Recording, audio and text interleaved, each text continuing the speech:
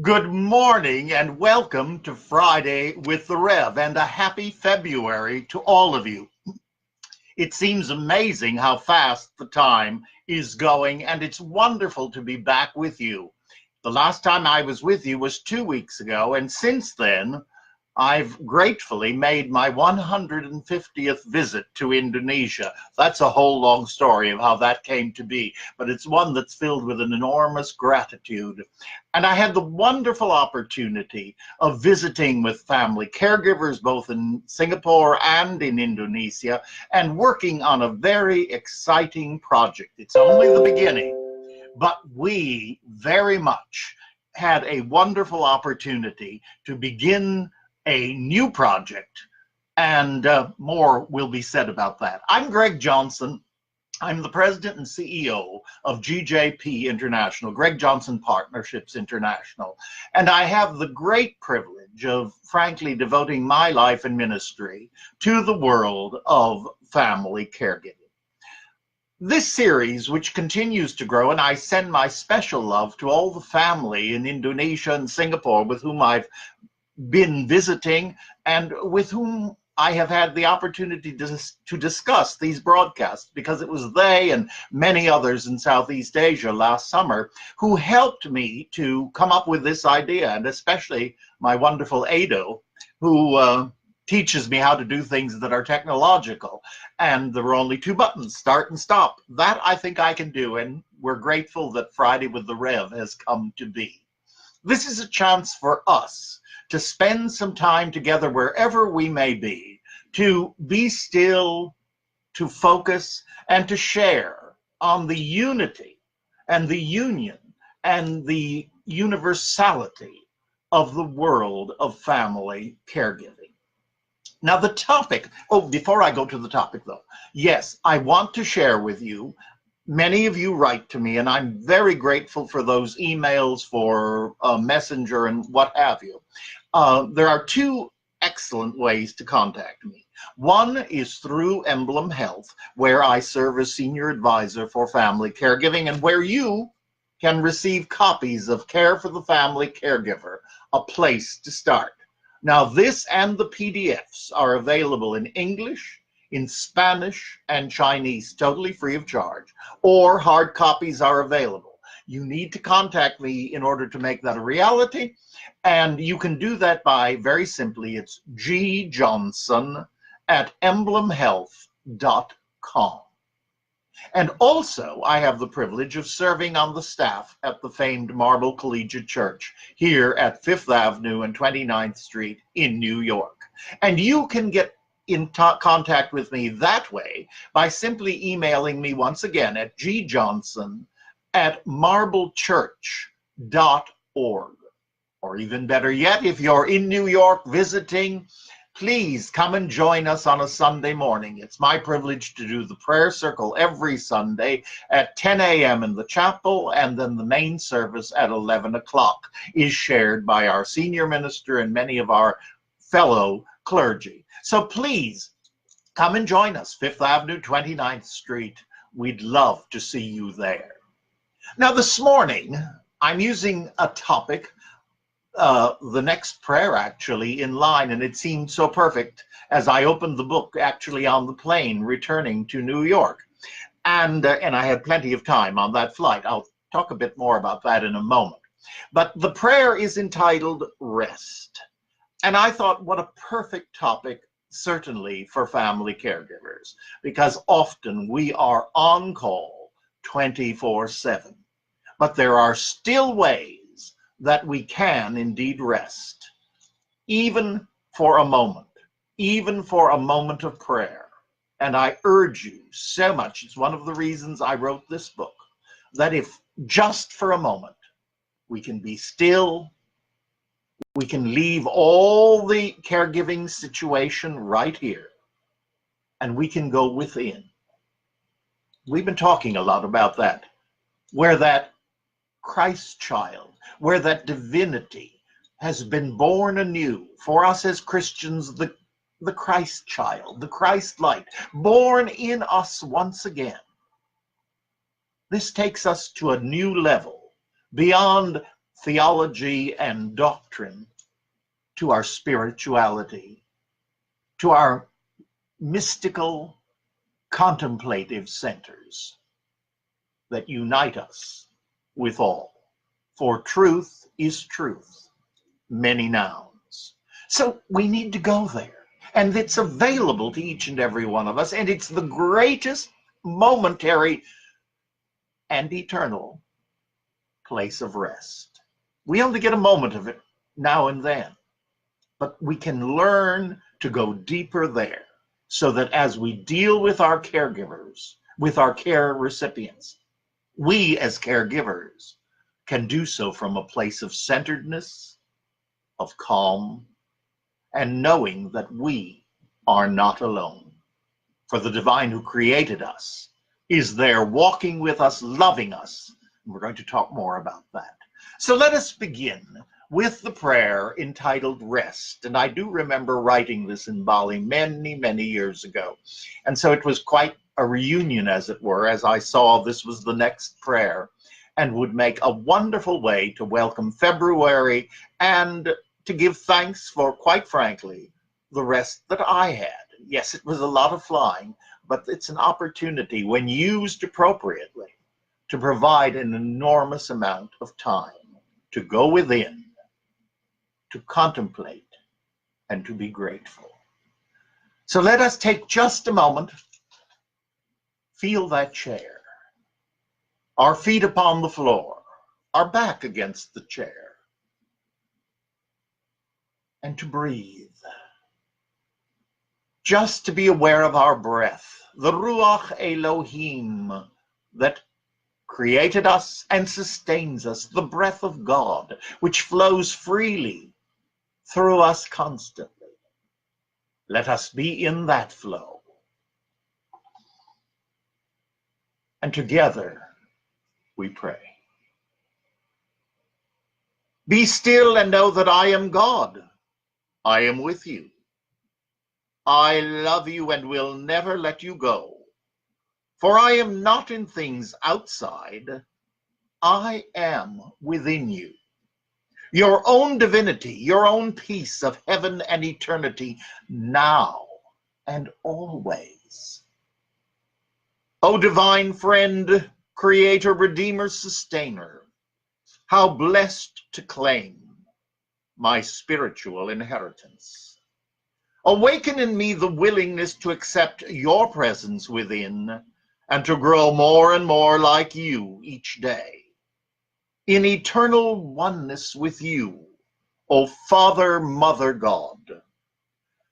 I feel totally overwhelmed. I am lost, afraid, confused, panicked, and alone.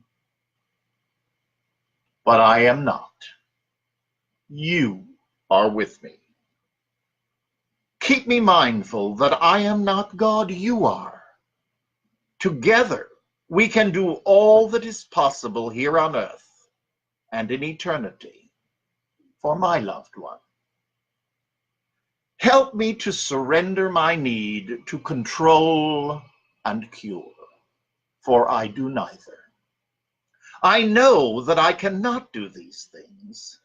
Help me to focus on caring, accepting the situation just as it is, and being present in love, walking with another wherever that journey may lead.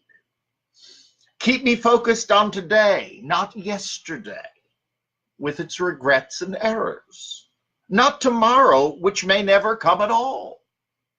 Keep me in today, with all its challenges and blessings. Keep me ever mindful of your presence in all persons, places, things, and situations. In each, I claim your spirit of love, goodness, peace. And in that, in you, I rest in peace. I know that I can begin this day again and again, returning in this prayer or another prayer to you, in whom I live and move and have my being. This I claim for myself and for my loved one. and it is so. Amen. The affirmations from Reverend Marion. I release the past and move forward with love in my heart. I am now tranquil as I experience love and peace within me. I lovingly take care of my mind, body, and emotions. All is well in my life. The past has no power over me. I release all resentment that is holding me back. And from 2 Chronicles, we have sought the Lord our God. We have sought him, and he has given us peace on every side. May you be blessed with these words. This prayer I like very much. Yes, I wrote it, but that's not the point of it. Where we talk, and by the way, when I say that, I, like you, feel that I am merely a conduit. When I can focus, when I can be still and allow God to write, speak, and love through me.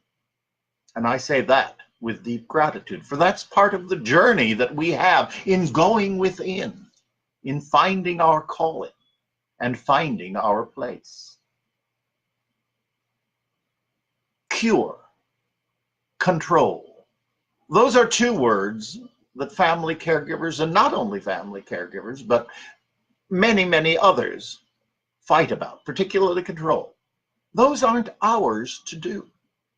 I can control myself. I can learn to control my emotions. But with grace and love, that becomes far more effective and more easily done.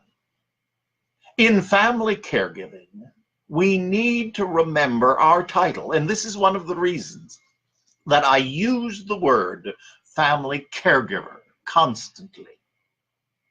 Why? Because we are caregivers. We are not cure givers. We are caregivers, not cure givers. Cure, I leave that to God, and God handles that. On whatever plane that curing may take place, and that's a whole other topic. But I am here to care, to walk with, to listen. And often that becomes the most valuable thing I can do, is to listen and to be present, to allow another to share where they are without judgment, without trying to fix anything, but just being present and accepting right here and now what is. So please let us always remember in our work, as much as we would love to see people cured completely, ours is a journey in caregiving. And there are many who recover but are not totally cured. In other words, a disease is in remission. For those of us in 12-step program, we have remission of the disease, but we still live with it. And so that is very important. We are people living with. But the important word is we are living with and living into. The other point that I want to just share from this prayer, where we prayed to be present. Because the only moment that you and I really have is this very moment. Yesterday is gone. Tomorrow may not come. And what are two of the most difficult emotions that people face constantly? As I work with people at the church, as I work with people at Emblem and others in the caregiving world, the two most common topics are depression and anxiety. Depression very much has to do with what has happened. That's living in the past. And there are ways to deal with that. There are people who can walk with us. There are therapists. There are counselors. And I urge, if that's something you're dealing with, talk with these people. There is help. On the other hand, anxiety plays very much into the world of family caregiving, which is living in tomorrow. Whenever we hear a diagnosis, we immediately jump way ahead. What is the reality today? At this moment, your loved one for whom you're caring and the loved ones for whom I'm caring are at this very moment okay. So let's be still. Let's be grateful for this moment. And then move on to the next as it comes. Knowing that we are not alone, that God is working and walking with us. God, as you presently understand that concept, you are not alone. We are not alone. And we give thanks for that. And we need to keep that foremost in our minds. Now, there are two things I wanted to share with you this morning. One of the questions I get asked so often is, how on earth do you take those long flights? Well, flying over, I went through Beijing. I had a quick meeting at the airport in Beijing, and then flew on down to Singapore and on to Bali. The whole trip door to door is usually 26 to 28 hours. Now, coming home, I had, and it's a shout out to Singapore Airlines without question. I again took a flight that had been stopped for a time, and it's a wonderful way to come home because technically I left Wednesday night at 8 o'clock in Bali. And I might add, it was 87 degrees, clear skies and divine. I flew to Singapore, which is about 2 hours away, 2.5 hours. I then met with people there, and at midnight, or a little past, I boarded a flight that flew directly from Singapore all the way to Newark Airport, 18.5 hours. Now, that's a long time to be in the plane. There's no question. The service is marvelous. The food was fantastic, and I enjoyed it, though I try and eat sensibly. People often ask me, what do you do to amuse yourself? Now, as all of you know, I'm not technological, so watching movies is a challenge. And yes, they're willing to help me, but I begin to feel a bit stupid when I can't find the movie. So I tend to spend a lot of time looking at the map as we're flying along, being very present, but seeing where we're going and where we've come from. That can get boring. But the truth is, I've developed over these many years, and many of you know my story. I am, for a very long time, a very grateful recovering alcoholic. And one of the traditions that I have learned is to take a book, it's this little book, called The 12 and 12, the 12 Steps and the 12 Traditions of Alcoholics Anonymous. And these long flights, because it's over and then it's back, so usually flying over, I will spend the time reading the 12 steps. Now, I don't sit and read them continuously, but this is a macro version, as it were, because in life and in recovery, we walk with sponsors, with other people in program, step by step through the 12 steps, which is really a fantastically articulated and blessed journey in spirituality. Because the 12th step says it, having had a spiritual awakening, as the result of these principles, we practice them in all our affairs. And so it's cyclical. When we get to the 12th step, where do we go? We go back to 1, which says we are powerless over alcohol, and our lives had become unmanageable. But we're also powerless over a great many other things: people, places, things, emotions. And it is a constantly wonderful journey. And it's one of the reasons that I frequently say to people, in the world of family caregiving, you or your loved ones, you may not be in AA, you may not be in NA, you may not be part of Al-Anon. However, the big book of Alcoholics Anonymous, which is this one, the inspired text, and I urge people to read at least the first 150 pages.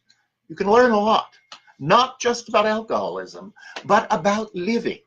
One of the most common comments people often make is, I seem to have been born without a book of instructions. Well, I think that if you take the big book of Alcoholics Anonymous, which is indeed inspiring, and you take the Bible, you got some great tools. You just don't think about that. But on the trip, I have learned that this is a wonderful opportunity to do something that we don't get to do.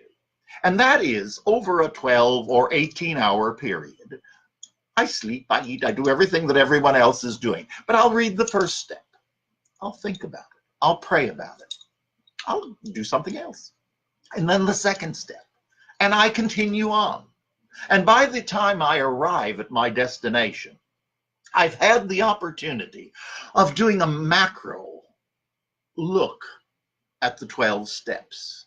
And that can be enormously valuable. I learned that back when I was in graduate school, and we had a professor who gave us 1 week to study all the works of J.S. Bach and compare it to one of his pieces. And I thought, this is the craziest assignment I've ever had. Well, the point was, you couldn't possibly listen if you spent the whole time listening to every piece in 1 week, because there's such a wealth. And that was the point. But looking at the entire work, the entire library, the opus, as it were, of all of the works, and comparing it to one piece, truly brings us into the presence with an appreciation for the entire work, the journey, and the life. And so it is with doing this.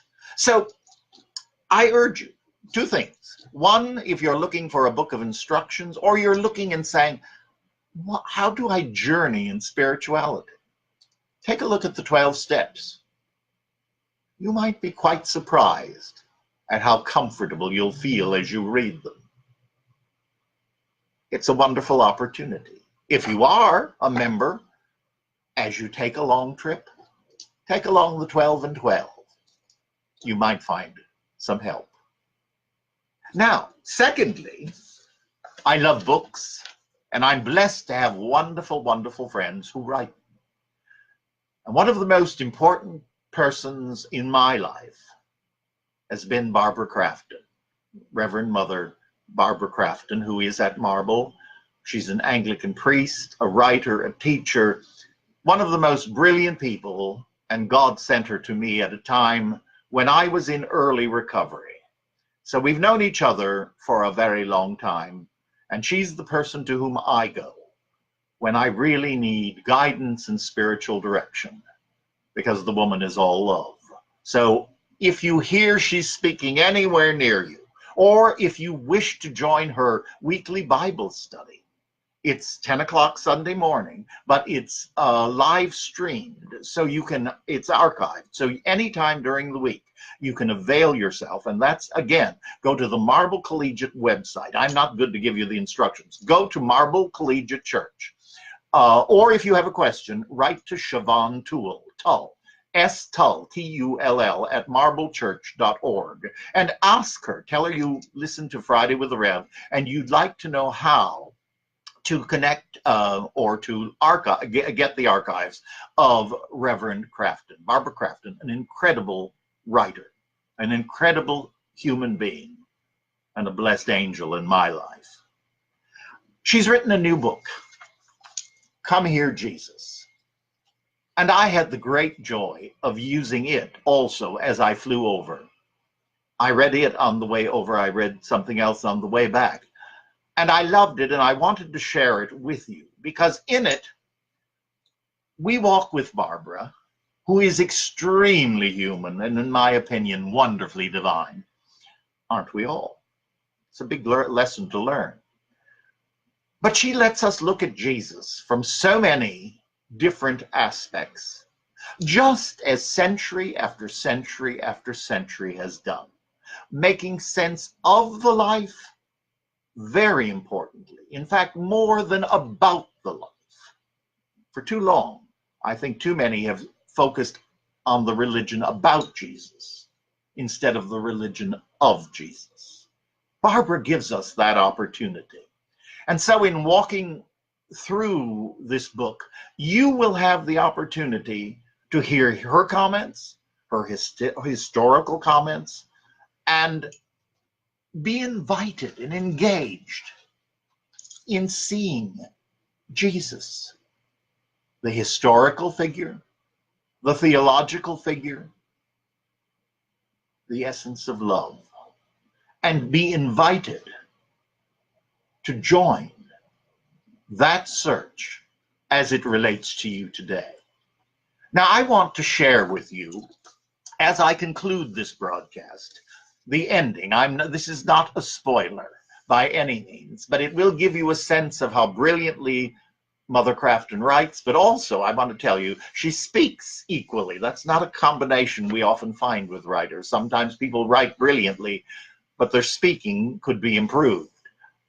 She is gifted in both, and through both, she blesses us. So I want to read with you the final portion of the book. It's brief, but I think it will bless your life.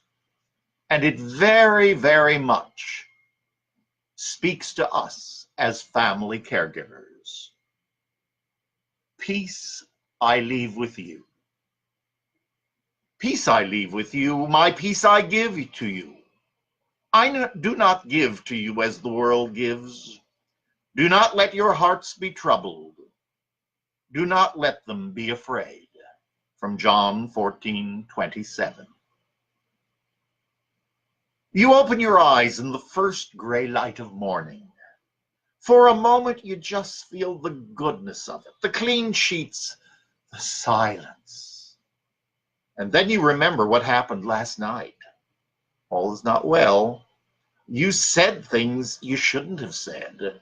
Or maybe you should have said them, but you should have put them in a different way. You open your eyes in the first gray light of morning. At first, you forget where you are and think that you're at home. But the bed is uncomfortable and the guy in the next bunk is snoring. Your wife never snores. You're not at home. You're in a tent outside Tikrit. You open your eyes in the first gray light of morning, in the first gray light of a Syrian morning. And at first you forget where you are. Then you remember that you left the ruins of your home and are walking and walking, walking. You and your children slept by the roadside.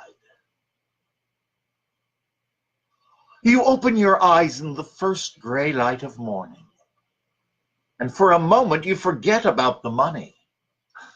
But then you remember everything, that the money is due this week and you don't know where you're going to get it from.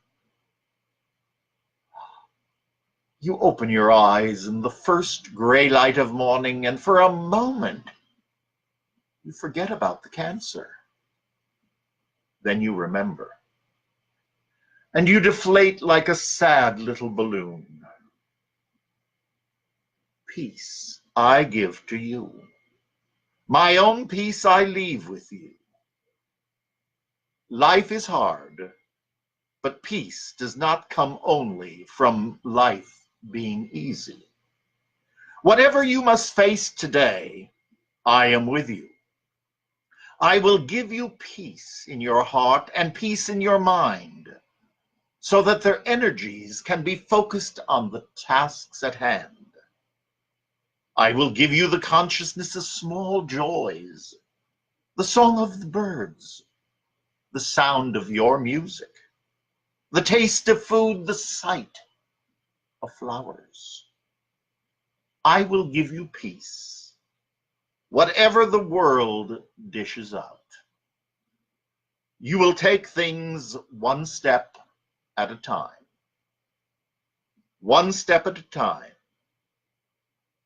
You will get through what you must go through. And it is so. Come Here, Jesus, by Barbara Cawthorne Crafton. Bless your life with it. And before I leave, I loved this that I saw this morning on Facebook. You are allowed to be both a masterpiece and a work in progress simultaneously. Let's do that one again. You are allowed to be both a masterpiece and a work in progress simultaneously. Thank you so much for being with me. Thank you for the joy of sharing. And I look forward to seeing you next week. God bless. I'll see you next week, Friday, with the Rev.